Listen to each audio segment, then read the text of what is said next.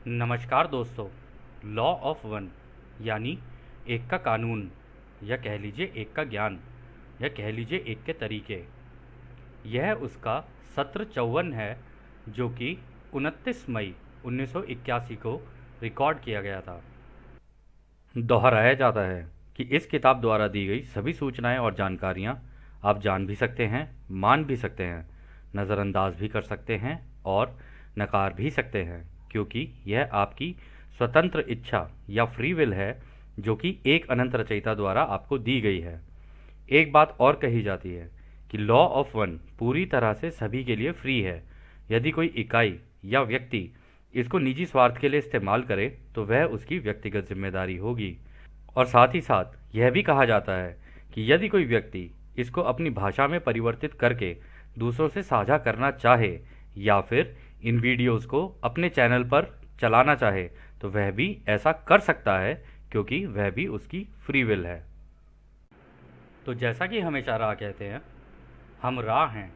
हम आपका स्वागत एक अनंत रचयिता के प्रेम और रोशनी में करते हैं। अब हम संवाद करते हैं। तो पहला सवाल डॉन करते हैं। पहले मैं कार्ला की स्थिति के बारे में पूछना चाहूँगा। तो राह कहते हैं, यह वैसी ही है जैसा कि पहले बताया गया था। तो अगला सवाल डॉन करते हैं। मेरे पास जिम का एक सवाल है, जो उसके उस अनुभव के बारे में है जो उसने अपनी ज़मीन पर पहली बार जाने पर किया था, जिसमें उन्हें बताया गया था कि आपके अस्तित्व या जिंदा रहने की चाबी घुमा फिराकर आपकी चिंता या डर के माध्यम से आती है। यानी कि जब आप किसी चिंता या डर में होते हैं तो उस चीज़ का सामना करने का उपाय कहीं ना कहीं से मिल ही जाता है। वो इकाई एंजेलिका थी। क्या आप इस संबंध में जिम को जानकारी दे सकते हैं? तो रा कहते हैं, हाँ, दे सकते हैं। तो दोस्तों, यहाँ पर जो डॉन ने सवाल किया ना जिम के बारे में, तो जिम ने अपनी एक लैंड ली थी, एक प्रॉपर्टी ली थी, जो कि काफ़ी एकड़्स में है, जहाँ पर जिम अकेले रहना पसंद करते हैं। आज भी वो लैंड है उनके पास और वो वहाँ पर अकेले जाकर ध्यान में बैठना पसंद करते हैं। तो उसी के बारे में बात हो रही थी कि जब वो पहली बार वहाँ गए थे और ध्यान अवस्था में बैठे थे, तो उनका किसी उस ध्यान अवस्था में एक चैनलिंग हो गई थी उनकी। तो वहाँ पर उनको एक मैसेज मिला, जिसमें मैसेज में ये था, मतलब ये कहा गया था कि आपके अस्तित्व या जिंदा रहने की चाबी घुमा फिराकर आपकी चिंता या डर के माध्यम से आती है। यानी कि जब आप किसी चिंता या डर में होते हैं तो उस चीज़ का सामना करने का उपाय कहीं ना कहीं से आपको मिल ही जाता है। और उस एंटिटी का नाम जो था वो एंजेलिका था। तो डॉन ने पूछा कि क्या आप उस एंटिटी के बारे में या इस अनुभव के बारे में हमें कुछ बता सकते हैं? तो रा कहते हैं, हाँ, हम बता सकते हैं। तो डॉन कहते हैं, क्या कृपया आप ऐसा करेंगे? तो रा कहते हैं, जैसा कि हमने नोट किया है, प्रत्येक इकाई के पास कई मार्गदर्शक उपलब्ध हैं। इन मार्गदर्शकों का दो प्रकार का बाहरी व्यक्तित्व यानी परसोना होता है, जिसकी ध्रुवीयता पुरुष और स्त्री होती है। तीसरी प्रकार उभयलिंगी है, जिसमें पुरुष और स्त्री दोनों ध्रुवीयता होती हैं, और ये एक अधिक एकता के विचार का प्रतिनिधित्व करते हैं। मार्गदर्शक, जिसका नाम एंजेलिका था, उसकी बाहरी व्यक्तित्व की ध्रुवीयता स्त्री जैसी थी। भ्रम के कानून के कारण इस संदेश को पूरी तरह से नहीं समझा जा सकता है। हम सुझाव दे सकते हैं कि आगे बढ़ने के लिए कुछ असंतोष की स्थिति मौजूद होगी। इस प्रकार इकाई को आगे की खोज के लिए प्रोत्साहन मिलता है। यह असंतोष, घबराहट या चिंता, यदि आप चाहें तो यह अपने आप में इतनी उपयोगी नहीं है। इस प्रकार इसका उपयोग भी अप्रत्यक्ष यानी इनडायरेक्ट है। तो दोस्तों, यहाँ पर जो उन्होंने कहा ना, रा ने कहा, देखो, हर व्यक्ति होता है ना, चाहे कोई भी हो, आप हों, हम हों, कोई भी हो, हर उसका ना कोई मार्गदर्शक होता है। मतलब हायर सेल्फ जैसे होते हैं, ऐसे ही हायर सेल्फ के अलावा भी और मार्गदर्शक होते हैं। कुछ हो सकता है फोर्थ डेंसिटी के हों, कुछ फिफ्थ डेंसिटी के हों, कुछ सिक्स्थ डेंसिटी के हों। सिक्स डेंसिटी में तो हमारे हायर सेल्फ होते ही हैं, ठीक है। और ये भी हो सकता है कुछ एस्ट्रल प्लेन्स में होते हों, कोई मिडिल एस्ट्रल प्लेन्स में होते हो, कुछ हायर में होते हों। तो जिनका झुकाव दूसरों की सेवा का होता है ना, वो मार्गदर्शक का ही मतलब रास्ता चुनते हैं, क्योंकि उनको आपसे ज़्यादा जानकारी होती है। और जैसा कि हम लोगों ने पहले डिस्कस किया था, पूरा ब्रह्मांड और कुछ नहीं है, जानकारी है बस। अलग अलग तरीके के अनुभव चल रहे हैं, उनसे जानकारियाँ पैदा हो रही हैं, जो जानकारियाँ पैदा हो रही हैं वो सारी रचयिता के पास जा रही हैं। इसलिए रचयिता सबसे ज़्यादा इंटेलिजेंट है और इंटेलिजेंस उनकी सबसे सुप्रीम है। तो इस केस में यहाँ पर जो रा ने बोला ना, उन्होंने कहा कि हर व्यक्ति के पास कई मार्गदर्शक होते हैं और उनका पर्सोना भी होता है। पर्सोना यानी कि उनका बाहरी शारीरिक रूप भी होता है अलग अलग तरीके का। किसी किसी केस में पुरुष का भी हो सकता है, किसी किसी केस में स्त्री का भी हो सकता है, किसी किसी केस में ऐसा भी हो सकता है कि जिसमें स्त्री और पुरुष दोनों हों। तो यहाँ पर उन्होंने ये चीज़ कही कि ये जो होते हैं ना उभयलिंगी, मतलब जो दोनों, जिनके अंदर दोनों ये पोलैरिटी होती है, स्त्री की भी और पुरुष की भी, वो एक्चुअली में रियलिटी में एकता, पूर्ण संपूर्णता का एक प्रतिनिधित्व करते हैं। वो मतलब वो उनके अंदर यूनिटी बाकियों से, मतलब जो स्त्री और पुरुष है उनसे ज़्यादा होती है उनकी सोच में भी। तो यहाँ पर फिर वो आगे कहते हैं, ये जो एंजेलिका नाम की एंटिटी थी वो एक स्त्री थी, ठीक है। और क्योंकि भ्रम का कानून लगा हुआ है, भ्रम का कानून यानी ये मायाजाल जो बना हुआ है, या वास्तविकता में भ्रम ही तो है। सारी चीज़ें तो रोशनी के कणों से एक जगह पर इकट्ठी होकर बनी हुई हैं, कि जितनी भी चीज़ें हमें लगती हैं रियल हैं, ये रियल थोड़ी ना, ये तो रोशनी के कण हैं, इनके अंदर तरंगे, इन कणों के अंदर। तो वो सारी मिलके एक जगह पर इकट्ठे होकर हमें शारीरिक रूप भी बनते हैं, हमारे दीवारें भी बनती हैं, टेबल भी, चेयर भी, सारी चीज़ें उसी से बनती हैं। तो वो ये कह रहे हैं कि भ्रम के कानून के कारण ना इस मैसेज को थोड़ा समझना मुश्किल है। वो कह रहे हैं कि हम सुझाव दे सकते हैं आपको कि ये जो असंतोष होता है, ये दिक्कतें पैदा होती हैं, घबराहट होती है, चिंताएं होती हैं, इनका ना किसी किसी व्यक्ति के लिए हो सकता है कि उसको प्रोत्साहन मिले कि वो आगे के एक्शन ले, पर ज़्यादातर ऐसा देखा गया है कि मतलब लोगों को इससे प्रोत्साहन नहीं मिलता, बल्कि लोग घबरा कर पीछे हट जाते हैं। तो इससे ना उनके अनुभव नए जनरेट होना ना, ऐसा पॉसिबिलिटी इसकी कम हो जाती है। तो रा ने यहाँ पर यही कहा कि इसका उपयोग जो होता है ना, ये डर, घबराहट, असंतोष, चिंता, ये सारी चीज़ें जो होती है ना, इससे आपकी जो फर्दर ग्रोथ और जो आपकी प्रोग्रेस होनी होती है ना, उसमें रुकावटें पैदा होती हैं, और वास्तविकता में इनका कोई उपयोग नहीं है और ना ही कोई फ़ायदा होता है। खैर, फिर अगला सवाल डॉन करते हैं। धन्यवाद। मैं उस ऊर्जा का पता लगाना चाहता हूँ जो मुझे लगता है कि लोगों से आती है। मैं एक बयान देने जा रहा हूँ और आप मेरे उस बयान पर सुधार कर सकते हैं और मेरे विचारों को विस्तार से समझा भी सकते हैं। लोगोस से ही सारी रोशनी की तरंगों की कंपनता की तीव्रता यानी फ्रीक्वेंसीज आती हैं अलग अलग, यानी कि लोगोस से सारी ऊर्जाएं आती हैं। इन तरंगों की ये सारी कंपनता की तीव्रता लोगोस के द्वारा बनाई गई सभी घनत्वताओं के अनुभव को बनाती हैं। मैं यह अनुमान लगा रहा हूँ कि हमारे सूर्य की ग्रह प्रणाली, इसकी सभी घनत्वताओं में जितने भी अनुभव होते हैं वो हमारे सूरज द्वारा बनाए जाते हैं और हम उसे अपना लोगोस मान सकते हैं। क्या यह सही है? तो रा कहते हैं हाँ, यह सही है। तो दोस्तों, ये बड़ा इंटरेस्टिंग सा सवाल है। वैसे उन्होंने कहा कि ये जो जो ऊर्जाएं चलती है ना लोगोस के तरफ से, मैं उसके बारे में थोड़ा सा जानना चाहता था। अब आपको याद होगा शुरुआती दौर में जब हम लोग सेशन कर रहे थे, तो जैसे मान लीजिए आपकी आँख के सामने ये हमारी पूरी गैलेक्सी है, इनके इसके सेंटर में ये लोगोस हैं, ठीक है, रोशनी के। यही हमारी जितनी गैलेक्सी की जितनी चीज़ें बनेंगी, जितनी घनत्वताएं बनेंगी, उनके रचनाकार ये हैं, ठीक है। ये बेसिकली ब्लूप्रिंट बना देते हैं। अब वो ब्लूप्रिंट बनाने के बाद जो सूरज होते हैं ना, वो उन घनत्वताओं को तैयार करते हैं। और ये ऐसा नहीं है कि जब ये अंदर से, आपको याद होगा हमने कहा था कॉमेट की तरह फेंकते हैं अंदर से, है ना। तो ये बेसिकली वो एक रोशनी का गोला सा फेंकते हैं, उसके अंदर पूरा ब्लूप्रिंट बना होता है। वो एक जगह पे आएगा, धमाका होगा, सारी रोशनी की तरंगें इधर उधर हो जाएंगी। फिर उन्हीं रोशनी की तरंगों का इस्तेमाल करके प्लस जो सूरज है वो अपनी तरंगे यानी अपनी रोशनी फेंकना शुरू करेंगे, और जहाँ पे जितनी जितनी रचना जिस हिसाब से होनी चाहिए उस ब्लूप्रिंट के हिसाब से वो अपनी रोशनी डाल डाल के उसके ऊपर वो ब्लूप्रिंट को तैयार कर रहे होते हैं, यानी उस एक तरीके से उस ग्रह को तैयार कर रहे होते हैं। तो आपको ये बिल्कुल देखने में ऐसा है जैसे कि हमारे घर में किसी ने ईंटों की दीवार तो खड़ी कर दी, लेकिन उसके ऊपर प्लास्टर भी लगाना है, उसके ऊपर पेंट भी करना है, उसके ऊपर बाकी सारी चीज़ें भी करनी है, ऊपर से लेंटर भी डलेगा, सारी चीज़ें होती है जैसे हम लोग करते हैं अपने घर के अंदर। ये बिल्कुल उसी तरीके से है। फ़र्क सिर्फ इतना है, जो लोगोस हैं वो क्रिएटर है, क्योंकि वो क्रिएटिव आर्टिस्ट है, तो वो ब्लूप्रिंट देंगे। ब्लूप्रिंट देने के बाद उसके ऊपर जो रचना होगी वो सूरज करेंगे।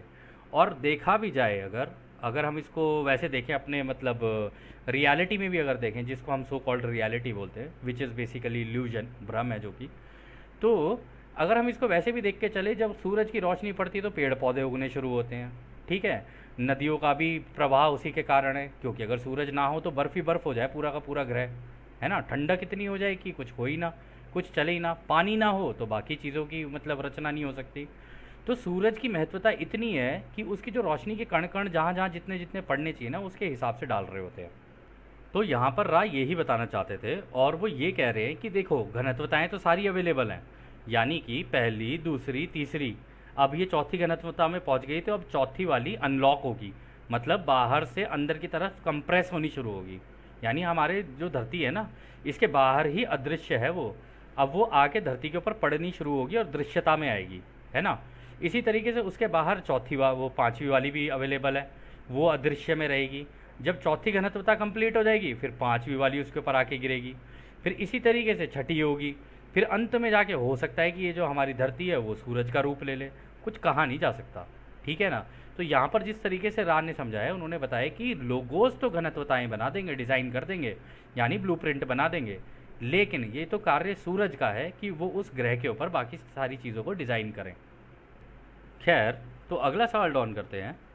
मैं अनुमान लगा रहा हूँ कि इस अलग अलग प्रकार की कंपनता की तीव्रता को 7 रंगों में विभाजित किया जाता है, ताकि इनमें से प्रत्येक रंग हमारे सूर्य लोगोज, सूर्य के एक सब लोगोज यानी पृथ्वी के लिए बेसिक कंपनता की तीव्रता फ्रीक्वेंसी हो सकती है, और यह कि एक सब लोगोज या एक व्यक्ति इन मूल कंपनताओं की तीव्रता या रंगों में से किसी एक को सक्रिय कर सकता है और उस शरीर का उपयोग कर सकता है जो कि उस कंपनता की तीव्रता या रंग को सक्रिय करने से बनती हैं। क्या यह सही है? तो दोस्तों यहाँ पर जो डॉन ने सवाल किया ना, उन्होंने कहा कि देखो मैं अज्यूम कर रहा हूँ, अनुमान लगा रहा हूँ बस अभी। मेरे को ऐसा लगता है कि ये जो लोगोज है ना, वहाँ से एक तो हमारी वो चलती हैं, तरंगे चलती हैं, वो जाके सूरज पे पड़ेंगी, ठीक है। अब जो सूरज है ना, वो भी उनकी तरफ से भी जो चलती है ना, वो विभाजित होकर 7 रंगों में डिवाइड होती होंगी। और इसी तरीके से हमारे पास 7 शरीर हैं। यहाँ पर अगर आप देखें तो यहाँ पर भी तो 7 शरीर की ही बात की गई है ना, मतलब etheric body, emotional body, mental body, astral body, etheric template, celestial body, causal body, अगर हम इनकी भी बात करें तो कह रहे इस तरीके से हमारे पास 7 रंग हैं। लेकिन ये जो सूरज की तरफ से जो एक तरंग चलती होगी ना, वो एक सिंगल बेसिक फ्रीक्वेंसी होगी। अगर आप लोगों को फ्रीक्वेंसीज़ याद हो दोस्तों, तो फ्रीक्वेंसीज़ हम लोगों ने ऐसे डिस्कस की थी कि भाई ये ऊपर से ये जो है ये थोड़ी धीरे कांपती हुई तरंग है, फिर ये उससे नीचे से उससे हल्की सी तेज़, फिर उसके बाद वाली हरी वाली उससे तेज़, फिर ये इसके ऊपर वाली इससे नीचे वाली उससे तेज़, सबसे नीचे वाली और उससे तेज़, और अंत में सबसे नीचे जाके हो सकता है कोई फ्लैट लाइन हो जो कि बिल्कुल ही रचयिता जैसी हो, जिसके अंदर सबको मर्ज करना होता है ताकि रचयिता की सारी सोच में हम लोग चले जाएं। तो वो कह रहे हैं लेकिन इनमें से मुझे ऐसा लगता है कि कोई एक बेसिक फ्रीक्वेंसी होगी, हो सकता है इन सबको मिला के हो सकता है इनमें से कोई एक तरंग हो, उसकी कोई बेसिक फ्रीक्वेंसी होगी जो हमारे ग्रह पर आके हम लोगों पर पड़ती है, और हम जैसे जो लोग हैं उन्हें सब लोगोज कहा जाएगा। सब लोगोज इसलिए कहा जाएगा क्योंकि लोगोज के बाद सूरज क्या हुआ? सब लोगोज। धरती क्या हुई? सब लोगोज। तो हम क्या हुए? सब लोगोज, इस तरीके से। तो उन्होंने कहा कि ये जो हमारी जो मतलब शरीर है, उनके जो बाहर के जितने भी ये है ना शरीर, ये हमारे को बेसिक फ्रीक्वेंसी बाहर से ऐसे फेंकते होंगे हमारे शरीर के ऊपर, लेकिन ये डिवाइड होके जब तक हमारे शरीर के ऊपर आती होगी, उसके बाद ये 7 रंगों में विभाजित होती होगी। कुछ अदृश्य हैं, कुछ दृश्य हैं। जो दृश्य हैं वो अभी हम लोग दिख रहे हैं जिसमें, उसमें हम लोग। तो कह रहे लेकिन ये जितने भी हैं ना, वो सारे हम जब चाहे वो एक्सेस कर सकते हैं, क्योंकि अवेलेबल तो है ही है, क्योंकि वो तो बेसिक फ्रीक्वेंसी है। तो यहीं पे डॉन का ये सवाल था। और इसमें भी दोस्तों एक इम्पॉर्टेंट चीज़ जो यहाँ पर डॉन ने जो सवाल में की, उन्होंने कहा कि जब ये सारी बॉडीज़ अवेलेबल है, ये हमारे ऊपर है कि हम जो चाहे उस बॉडी को एक्टिवेट कर लें, और अगर हम चाहे मेडिटेट करें और अपना संतुलन बनाएं, बेसिकली संतुलन बना के हम इनमें से कोई सी भी बॉडी इस्तेमाल कर सकते हैं। क्या ऐसा है? तो राइस का जवाब देते हैं, यदि हम आपके प्रश्न को सही ढंग से समझते हैं तो यह इसमें सही नहीं है कि सब लोगोज आयामों या डायमेंशन में नहीं, बल्कि सिर्फ सहरचयिता या कोई भी इकाई में रहते हैं। तो रा ने दोस्तों यहाँ पर कहा, देखो ये जो तुम कह रहे हो ना कि अलग अलग डायमेंशंस में रहते हैं हम लोग, कहते हैं ऐसा नहीं है, अलग अलग डायमेंशंस में रहते हैं। ये जितनी भी तरंगे आ रही होती हैं ना, तरंगे तो अवेलेबल रहेंगी, इनमें बस ठहरी हुई ऊर्जा रहेगी। अब वो ठहरी हुई ऊर्जा है, तुम्हें इस्तेमाल करनी है तो तुम कर लो, ये कोई ऐसा नहीं है कि अलग अलग डायमेंशन में हो, ये तो ऑलरेडी प्रेजेंट है। इसको तुम ये नहीं कह सकते कि ये कोई अलग अलग डायमेंशन में जाके है। ये जैसे हमारी धरती के लिए आसपास चारों तरफ वो लगी हुई है ना, क्वारंटीन लगी हुई है, इसी तरीके से एक अदृश्य चौथी घनत्वता भी है। अब चौथी घनत्वता में जब हम लोग जाएंगे तो चौथी घनत्वता के हिसाब से अगर देखा जाए तो हमारी ये जो 1 2 3 4 ये एस्ट्रल बॉडी एक्टिवेट होनी चाहिए कायदे से, अगर इसके हिसाब से देखा जाए तो। लेकिन इन बॉडीज़ के बारे में रा ने प्रीवियस सेशंस के अंदर ऑलरेडी बता दिया था कि बाहर कौन सी बॉडी होती है, वो किस प्रकार की होती है, वो सारी चीज़ें बताई हुई है रा ने, है ना। तो वो कह रहे हैं कि अब ये जो चौथी घनत्वता होगी उसके अंदर हम लोगों की एक्चुअल बॉडी एक्टिवेट हो जाएगी, परंतु इसका मतलब ये नहीं है कि बाहर की बॉडीज़ हमारे लिए अवेलेबल नहीं है। अगर हम उस नेक्स्ट डेंसिटी में जाके और मेडिटेट करना शुरू करेंगे तो बाहर की भी एक्सेस की जा सकती हैं। तो खैर अगला सवाल फिर ऑन करते हैं। मेरा मतलब यह था कि कोई भी इकाई में एक शरीर सक्रिय हो सकता है जो इन 7 किरणों में से एक है, क्या यह सही है? तो डॉन ने दोस्तों देखो वही सवाल दोबारा पूछ लिया। डॉन को लगा कि हो सकता है उनको मतलब जवाब या सवाल ढंग से समझ नहीं आया हो, तो उन्होंने पूछ ही लिया, उन्होंने वही सेम चीज़ पूछ ली कि इसका मतलब ये है, मतलब मेरे कहने का मतलब ये था कि इनमें से कोई सी भी बॉडी कोई भी व्यक्ति चाहे तो एक्टिवेट कर सकता है ना उसको। तो रा कहते हैं ये बिल्कुल उसी अर्थ में सही है जैसे कि ये कहना कि कोई भी एक जटिल वाद्य यंत्र म्यूजिकल इंस्ट्रूमेंट बजा सकता है जिससे सुनने में मधुर सुरीली आवाज़ें निकलती हैं, जैसे कि आपका पियानो, और इसे इतनी अच्छी तरह से बजा सकते हैं कि यह जनता के सामने संगीत कार्यक्रम पेश कर सकते हैं। तो दोस्तों यहाँ पर एक मेटाफॉर के ज़रिए बताया, लेकिन रा ने कहा देखो ये उसी तरीके से सही है, उसी अर्थ में सही है कि देखो म्यूज़िक तो देखो तुम्हारे यहाँ पे वाद्य यंत्र है, म्यूज़िक का इंस्ट्रूमेंट तो इंस्ट्रूमेंट है, कोई उससे थोड़ा सा ठीक बजा लेगा, कोई उससे बेहतर बजा लेगा, कोई उससे और बेहतर बजा लेगा। यहाँ पे उदाहरण के लिए उन्होंने पियानो का नाम ले लिया, ठीक है। वो कह रहे अब कोई व्यक्ति हो सकता है पियानो को नॉर्मली बजाए, एक एक टिंग टिंग टांग टांग टुंग टुंग करते हुए, एक उसके अंदर आराम से म्यूज़िक भी बजा सके, गड़ंग करके आवाज़ निकाले, एक ऐसा होगा डिंग टिंग टिंग टिंग टिंग टिंग टिंग टिंग टिंग टिंग, तो वो प्रॉपर तरीके से उसको चैनल कर रहा है, मतलब उस म्यूज़िक को ढंग से बजा रहा है। वो चाहे तो एक पियानो के ही ढंग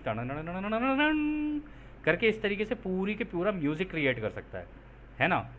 तो ये डिपेंड करता है उस माहिर पर कि वो मेडिटेशन कर करके अपने इन जितने भी बॉडीज़ हैं इनको किस तरीके से संतुलन मिलाता है, यानी सिंक मिलाता है, ताकि ये आपस में एक दूसरे के साथ मिलकर काम करने लगे और एक म्यूज़िक को क्रिएट कर दे। फिर इसमें वो आगे कहते हैं, दूसरे शब्दों में हालांकि यह सच है कि प्रत्येक असली रंग का शरीर उपलब्ध है जिसमें ठहरी हुई ऊर्जा है, यानी कि उसमें संभावना है।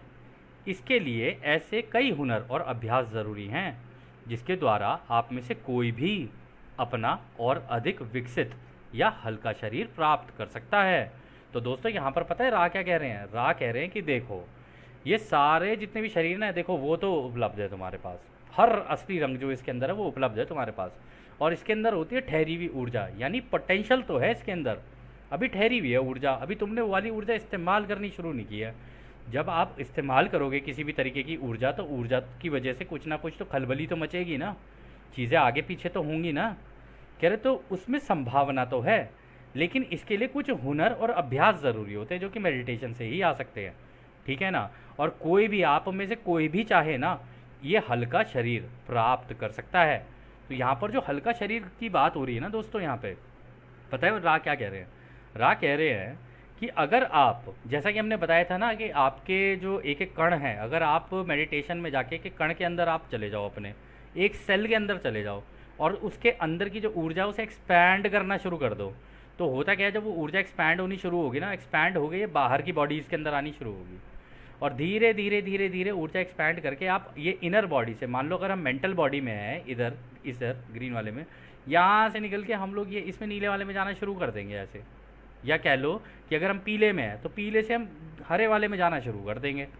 उसकी वजह से क्या होगा, क्योंकि हरी वाली घनत्वता जो है वो हल्की है, तो आपकी बॉडी ज़मीन से लिफ्ट होकर हवा में ऊपर उठने लग जाएगी।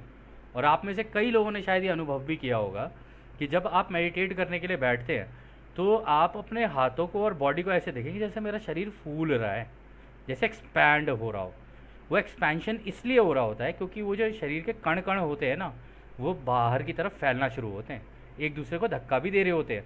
वो धक्का देने की वजह से येलो से इस बाहर वाली बॉडी में एंटर हो रहे होते हो आप। और ऐसी कई मेडिटेटिव प्रैक्टिसेस हैं जो कि काफ़ी मंक्स भी जानते हैं, उनका इस्तेमाल करके वो अपने शरीर को ज़मीन से हवा में भी उठा सकते हैं, और ये मेडिटेशन के द्वारा ही किया जा सकता है। और इसी चीज़ को लेविटेशन बोलते हैं, यानी ज़मीन से नीचे हवा में उठ जाना। और आप जितना ज़्यादा इसको प्रैक्टिस करते रहोगे ना, ये भी बिल्कुल पॉसिबल है कि आप दीवारों में से निकल जाओ।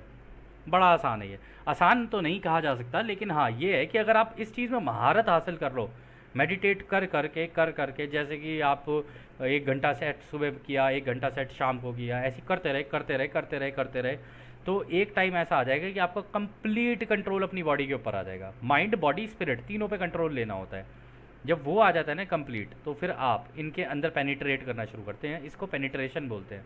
ये बाहर की जितनी भी बॉडीज़ है ना, इनको पेनिट्रेट करना शुरू करोगे, और जब आप ये करना शुरू कर दोगे तो आपकी बॉडी ज़मीन से हवा में उठना, आप एक जगह से गायब होकर दूसरी जगह निकल आना। वो इसलिए क्योंकि ये जो शरीर है ये घुल के इसके अंदर आ गया, और ये है हल्का, ये निकल जाएगा, ये इधर से गायब, ये क्योंकि गायब अवस्था के अंदर है, ये यहाँ से निकल के शरीर इसके अंदर चला जाएगा। ये केवल चेंजेस हो रही हैं, स्टेट चेंजेस हो रही हैं।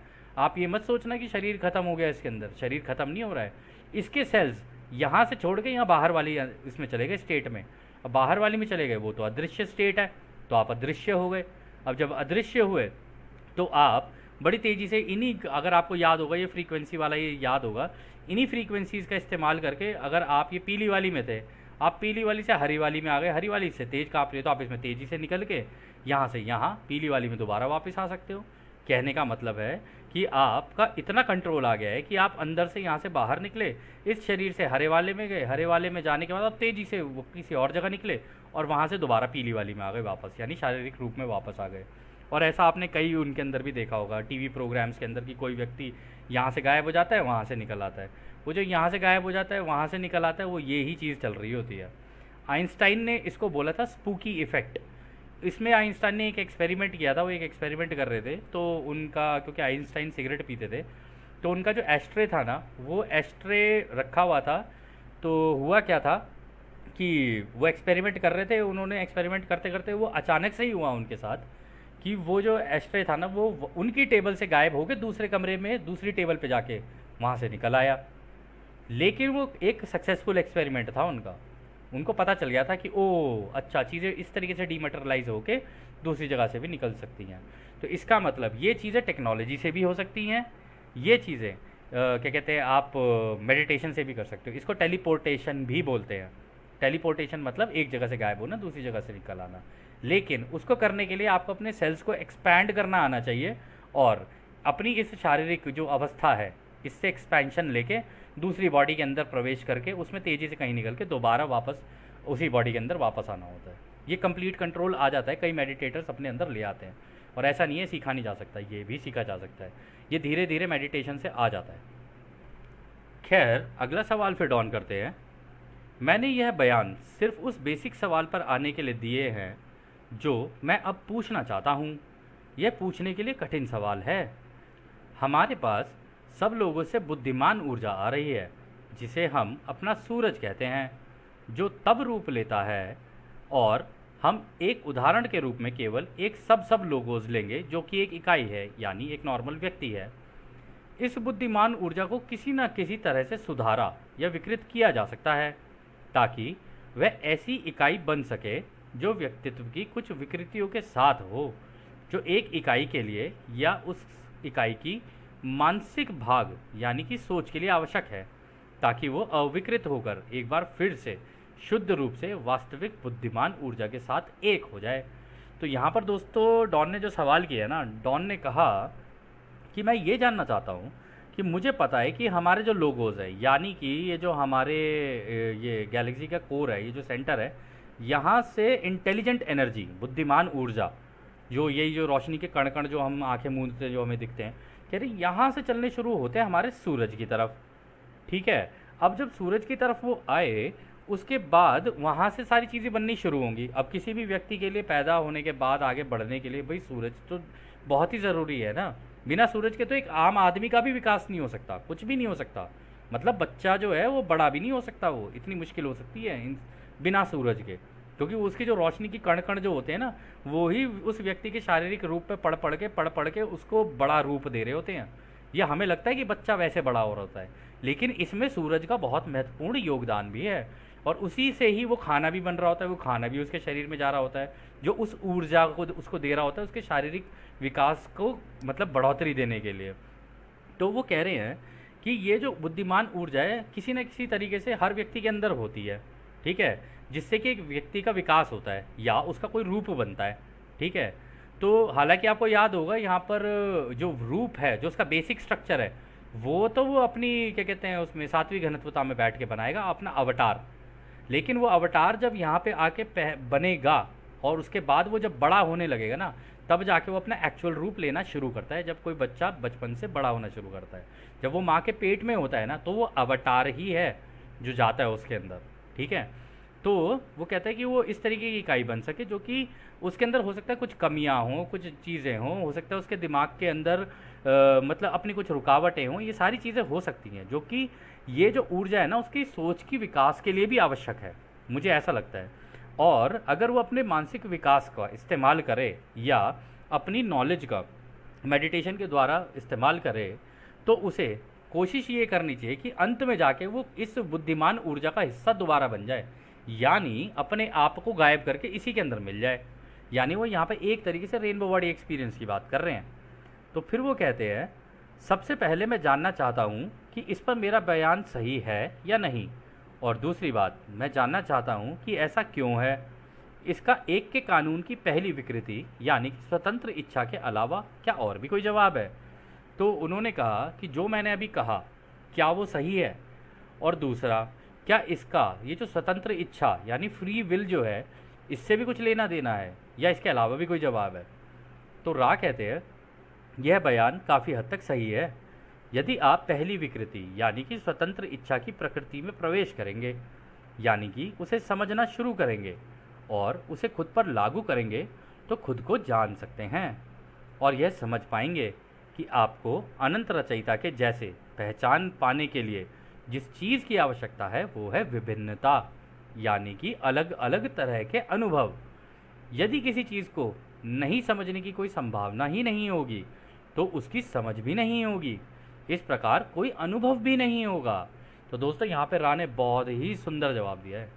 उन्होंने कहा है कि अगर तुम इस फ्री विल को ढंग से समझने की कोशिश करोगे ना, तब तुम अपने आप को और बेहतर समझ पाओगे और इसको खुद पे लागू करोगे तो और ज़्यादा बेहतर समझ पाओगे। तो वो कहते हैं, रचयिता बनने के लिए सबसे ज़्यादा किस चीज़ की ज़रूरत है। रचयिता बनने के लिए सबसे ज़्यादा किसी चीज़ की ज़रूरत है तो वो है विभिन्न विभिन्न तरीके के अनुभव। और ये इस तरीके से होता है कि जैसे मान लीजिए जानवर हो गए, पेड़ पौधे, झरने, पहाड़, आप हो गए, हम हो गए, इतने इतने रूपों में रचयिता ने अपने आप को डाल दिया, ठीक है।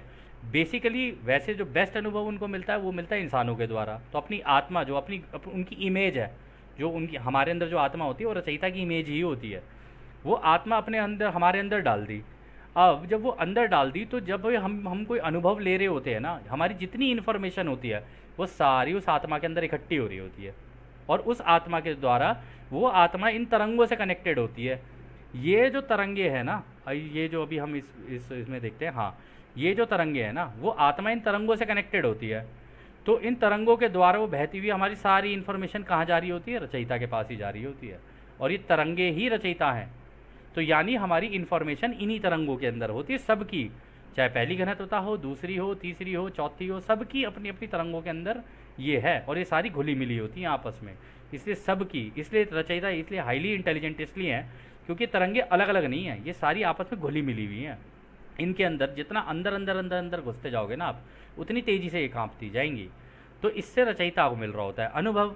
यानी आप लोग जो जो चीज़ें कर रहे हो, मान लो अब हम में से सारे लोग अलग अलग चीज़ें तो कर ही रहे होंगे ना, कोई खाना बनाएगा, कोई कुछ करेगा, कोई किसी जगह नौकरी कर रहा है, कोई किसी जगह पे कुछ कर रहा है, कोई पेड़ काट रहा है, कोई लकड़ी काट रहा है, कोई पहाड़ों में घूम रहा है, कोई किसी देश में भ्रमण कर रहा है, कोई कुछ कर रहा है, कोई कुछ कर रहा है।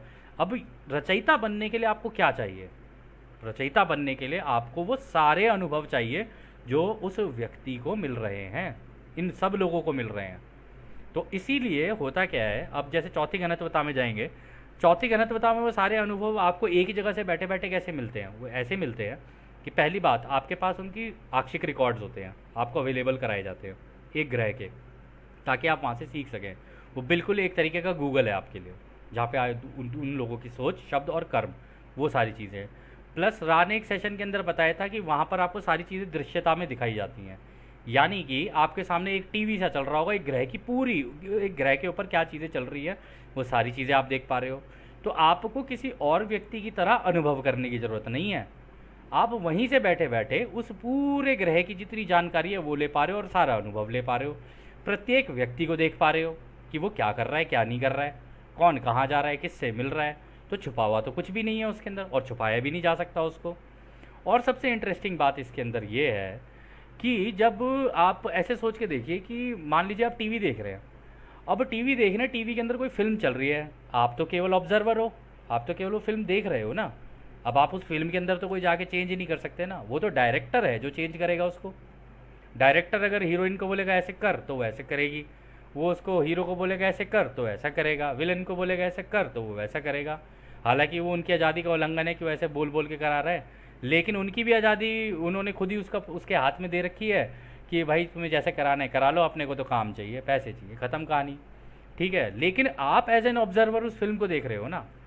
लेकिन होता क्या है, उस फिल्म को देखते हुए हम इमोशनली अपने आप को उससे अटैच कर लेते हैं। ये कैसे होता है भाई, टीवी पे फिल्म चल रही है, किरदार दो अलग अलग है, पर आप क्यों उससे अटैच हो रहे हो?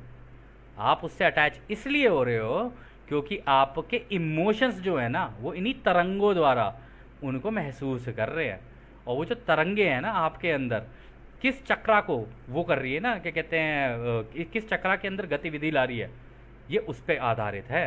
हो सकता है रूट चक्रा पे, अगर आप कोई ऐसी चीज़ें देख रहे हो जिसके अंदर सर्वाइवल ज़्यादा दिखा रहा हो, लोगों की इच्छाएं, डिज़ायर दिखा रहा हो, कन्फ्यूजन बहुत हो, सेक्सुअल रिप्रोडक्शन हो, तो आपका रूट चक्रा एक्टिवेट हो जाएगा। इसी तरीके से ऑरेंज चक्रा में देखोगे पर्सनल इमोशनल आइडेंटिटी, आप किसी से अपने आप को अटैच कर लोगे। जैसे कई लोग होते हैं कि किसी हीरो से अटैच कर लिया अपने आप को कि भाई ये हीरो जो है ये मेरा आइडियल है, ठीक है, उससे अटैच कर लिया, तो आपका ये जितनी भी गतिविधियाँ होंगी आप अभी ऑरेंज चक्रा के अंदर ही कर रहे हो। येलो रे जो होता है आपका पावर, आप देखते हो कि कौन किससे ज़्यादा पावरफुल है, हीरो विलन से ज़्यादा पावरफुल है या विलन हीरो से ज़्यादा पावरफुल है, या आप एक गुट को दूसरे गुट से लड़ते हुए देख के आपको मज़ा आ रहा है, ठीक है, या एक देश दूसरे देश से लड़ रहा है उसमें आपको मज़ा आ रहा है, तो आपका येलो वाला जो चक्र है उसमें ज़्यादा गतिविधि हो रही है। ठीक है, ये नीचे के तीन में। लेकिन उसी की जगह पे आप किसी एक ऐसे व्यक्ति को एक फिल्म के अंदर देख रहे हो जो कि सबसे ही प्रेम करता है, और वो इतना मतलब निष्पक्ष प्रेम है उसका, वो जो भी कोई व्यक्ति कैसा भी हो सबसे ही प्रेम करता चला जा रहा है, किसी को जज भी नहीं कर रहा है, ठीक है, और आराम से मतलब सबके साथ घुल मिल रहा है, बड़ा प्यार है उसको, सब प्यार करते हैं। तो उसमें आपका ग्रीन चक्र एक्टिवेट होगा, आप उसको देखते वक्त आपके अंदर एक अलग सी भावना होगी। तो इस छोटे से जवाब को समझाने के लिए इतना लंबा जो हमें बोलना पड़ा दोस्तों, इसको इसलिए बोलना पड़ा ताकि आप इसे ज़िंदगी से लगा के देख सको।